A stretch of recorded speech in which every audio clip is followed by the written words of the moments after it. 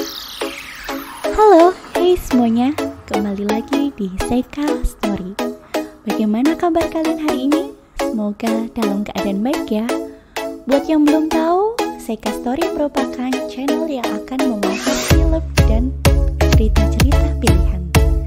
Jangan lupa tekan tombol subscribe dan lonceng ya, karena semuanya gratis.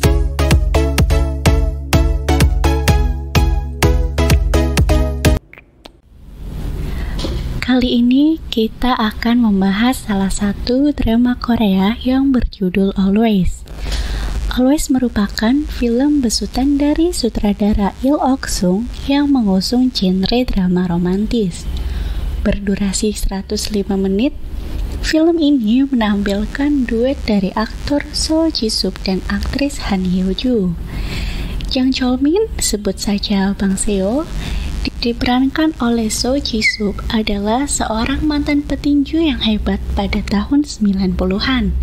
Setelah memilih pensiun dari dunia tinju, sekarang ia bekerja paruh waktu sebagai pengantar air dan penjaga pos parkiran.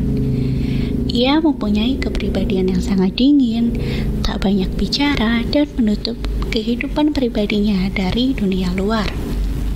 Pada suatu hari ketika ia sedang berjaga di pos parkiran, tiba-tiba saja datang seorang gadis cantik yang tidak bisa melihat. Ia mengira Bang Seo adalah Ah Ju-si, yaitu seorang kakek yang selalu menemaninya menonton drama. Bang Seo pun menjelaskan bahwa kakek tersebut telah berhenti bekerja dan digantikan oleh dirinya. Meski terasa canggung karena baru pertama kali bertemu, Bang Seo tetap membiarkan gadis itu menonton drama di pos parkiran sambil menikmati makanan yang sebenarnya akan diberikan pada kakek itu.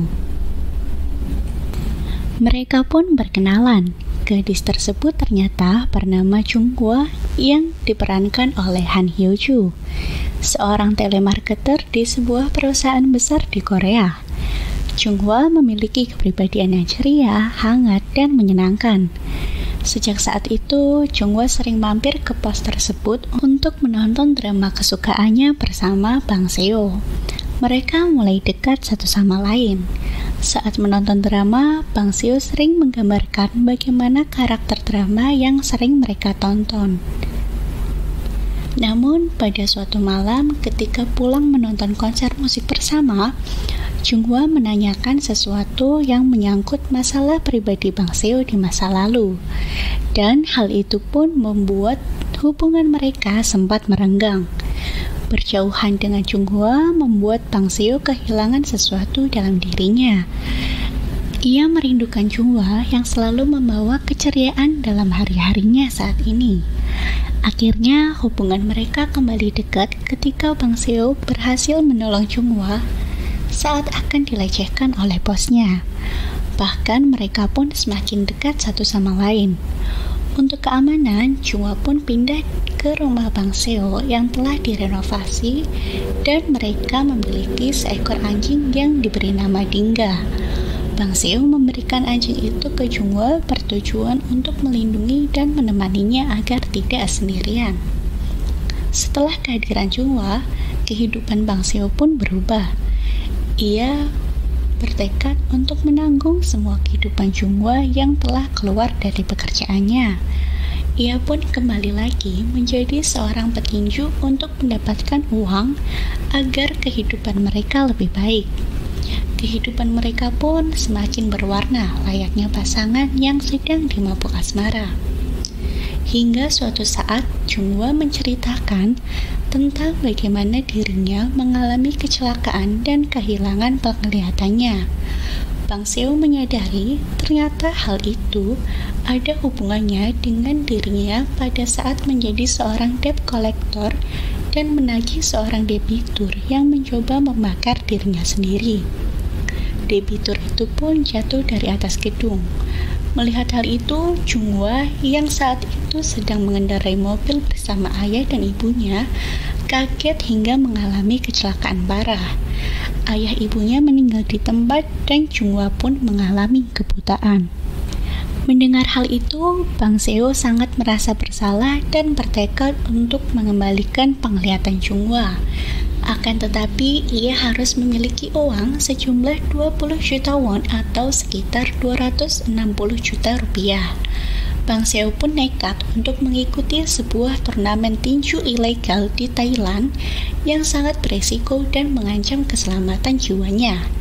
Singkat cerita, Bang Seo pergi ke Thailand dan menjalani sebuah pertaruhan tinju maut demi menebus uang yang telah dipinjamnya untuk biaya operasi Chunghwa. Bang Seo berjuang dan berhasil memenangkan pertaruhan itu. Kemenangan itu justru membuat seseorang kesal dan berniat mencelakakan Bang Seo. Dengan wajah masih babak belur, dia mencoba menelepon seorang dokter dan terharu karena operasi Chunghwa telah berjalan dengan lancar. Bang Seo tak berhenti mengucapkan terima kasih pada dokter itu. Tiba-tiba, saat sedang menelepon, Bang Seo diserang dan dirampok sampai dia tak sadarkan diri. Sementara itu, di tempat lain, Chunghwa senang sekaligus sedih karena operasinya berhasil, tapi Bang Seo tidak muncul dalam beberapa hari. Dia berinisiatif melaporkan hal itu kepada polisi, tapi polisi tidak bisa berbuat banyak karena Chunghwa tidak tahu apapun tentang identitas baru Bang Seo. Lama tak ada kabar dari Bang Seo. Akhirnya, Chunghwa pun pindah rumah dan mulai menekuni kerajinan dari tanah liat. Dia mencoba membuat replika wajah Bang Seo yang seperti dalam ingatannya. Chunghwa sedih dan tidak tahu harus mencari kemana. Dia kehilangan jejak Bang Seo. Chunghwa hanya bisa menatap sedih ke arah replika wajah pujaannya itu. Seiring waktu berjalan, 2 tahun kemudian, Chunghwa memiliki toko yang menjual aneka barang dari tanah liat, dan usahanya pun terus berkembang. Hal itu dibuktikan dengan banyaknya pelanggan yang memesan barang kepadanya. Chunghwa sering datang ke rumah sakit untuk membantu pasien dengan pijatannya. Setelah memijat seorang anak, Chunghwa menemui kakek yang mengeluh badannya sakit dan ingin dipijat. Seorang pria yang berbaring tidak jauh dari kakek itu tertarik mendengar pembicaraan mereka. Ternyata dia adalah Bang Seo. Ternyata Bang Seo dirawat juga di rumah sakit itu karena mengalami kelumpuhan pasca insiden dulu.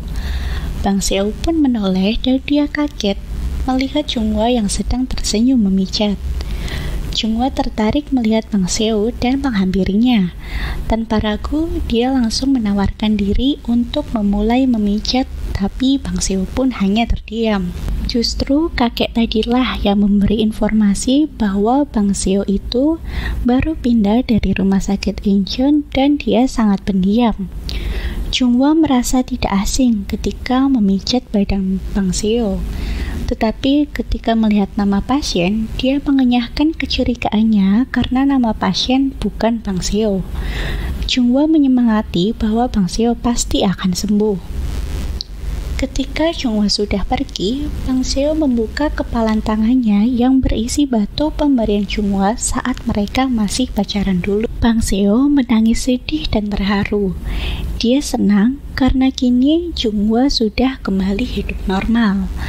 Bang Seo akhirnya sembuh, tapi ia harus menggunakan tongkat karena kakinya cacat sebelah. Dia pergi ke toko milik Chunghwa. Dia pun tertarik melihat kura-kura miliknya dan langsung mengalihkan perhatian penjaga toko dengan memilih tanaman bunga sedap malam. Setelah membeli bunga itu dan membawa kura-kuranya, Bang Seo berjalan pergi, tapi tiba-tiba seekor anjing muncul dan berlari sambil menubruk Bang Seo sampai terjatuh. Chunghwa yang bingung dengan tingkah anjingnya, kewalahan untuk menenangkannya. Dia agak heran, karena sebelumnya anjingnya ini tidak pernah seperti itu. Dia seolah-olah mengenali Bang Seo. Dia menawarkan bantuan untuk membantu Bang Seo bangun, tapi Bang Seo menolak dengan halus. Chunghwa mengenali Bang Seo sebagai seorang pasien yang pernah dipijatnya di rumah sakit. Tapi Bang Seo hanya tersenyum, lalu berjalan pergi sambil menunduk. Si anjing seolah tidak ingin melepaskan tuannya itu, tapi Junghwa menenangkannya agar tidak berlari mengikuti Bang Seo. Junghwa kembali ke toko, tapi dia heran karena kura-kuranya hilang dan anjingnya terus menyalak. Junghwa bertanya pada pegawainya apakah tadi ada orang yang datang dan memakai tongkat. Rekannya mengiyakan dan mengatakan kalau orang itu datang untuk membeli tanaman. Sontak tersadar, Junghwa menangis dan langsung berlari mengejar Bang Seo. Dia berlari terus tapi tidak bisa menemukannya. Dia menelepon rumah sakit dan pihak rumah sakit mengatakan bahwa Bang Seo sudah keluar seminggu yang lalu. Junghwa berpikir dan akhirnya dia memutuskan untuk pergi ke danau, di mana danau itu adalah tempat yang memiliki banyak kenangan masa kecil Bang Seo dan mereka selalu mengunjungi tempat itu saat masih pacaran. Bang Seo jongkok dan melepaskan kura-kura itu ke danau. Dia menatap bangku kosong dengan 2 kursi yang ada di sana. Dia meraba meja yang bertuliskan huruf Braille. Junghwa tiba dan memanggilnya, dan Bang Seo pun langsung menoleh. Dia agak malu melihat Junghwa yang berjalan menghampirinya. Junghwa meminta maaf sambil meraba wajah Bang Seo, dan Bang Seo pun hanya bisa menggeleng.